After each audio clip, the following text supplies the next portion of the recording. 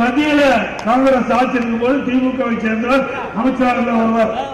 கிட்டத்தட்ட 1,74,000 கோடி 2G sector ஊழல் பண்ணிருக்காங்க. 2G செக்டர் ஊழல் நாட்டு மறந்துட்டாங்க நினைக்கிறாங்க. மறக்கலைங்க. வீரான ஊழல், குச்சிமந்தி ஊழல், அரிசி ஊழல், ஊழல் ஊழல் என்று ஊழலுக்காக கலைக்கப்பட்ட ஒரே அரசாங்கம் இந்தியாவில் திமுக அரசாங்கம். அதனால மறுக்க முடியுமா?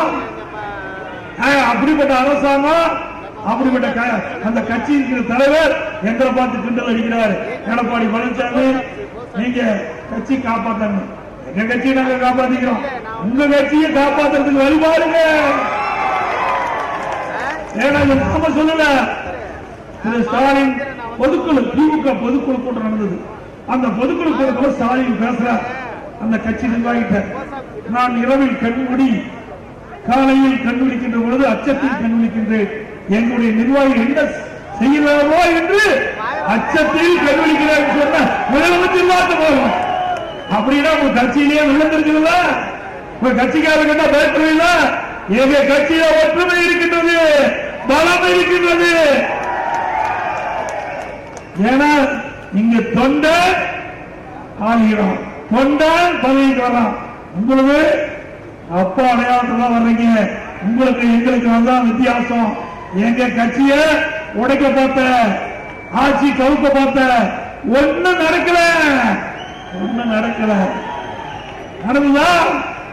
சட்டமன்றத்தில் பெரும்பான்மை நிரூபிக்கின்ற நேரத்தில் ஸ்டாலினுடைய எம்எல்ஏக்கள் எவ்வளவு ரகலை செஞ்சாங்க. சட்டமன்றத்தில் கொஞ்சமா நஞ்சமா அவ்வளவு ரகலை செஞ்சுட்டு அந்த நம்பிக்கை கோரும் தீர்மானம் நிறைவேற்றிய பிறகு சட்டை கிழிச்சிட்டு ரோட்ல போனீங்க. ஸ்டாலின் அவர்களே, மீண்டும் அனைத்து இந்திய அண்ணா திராவிட முன்னேற்ற கழக ஆட்சி மக்கள் பேரவர்களோடு 2026 பெரும்பான்மையோடு தனியா ஆட்சி அமைக்கும். சட்டமன்றத்தில் பெரும்பான்மை நினைக்கின்ற போது சட்டை கிழிச்சிட்டு வெளியே போனீங்க. இப்ப அடுத்த ஆண்டு ஆட்சி அமைச்சா எப்படி போவீங்க நீங்களா முடிவு பண்ணீங்க. எங்களை பற்றி நீங்க கவலைப்படாத, உங்க கட்சியை பற்றி கவலைப்படு. இப்பவே திருமாவளவன் சொன்னாரு, கூட்டணி ஆட்சி வேணும், ஆனா வெளியே வராதுங்கிறார். வரும், ஆனா வராது அப்படிங்கிற மாதிரி சொன்னா, அப்போ இவர் ஒட்டுமையா கூட்டணி இருக்காங்களா? காங்கிரஸ் அதிக சீட்டு வேணுங்கிறார், கம்யூனிஸ்ட் அதிக சீட்டு வேணுங்குது.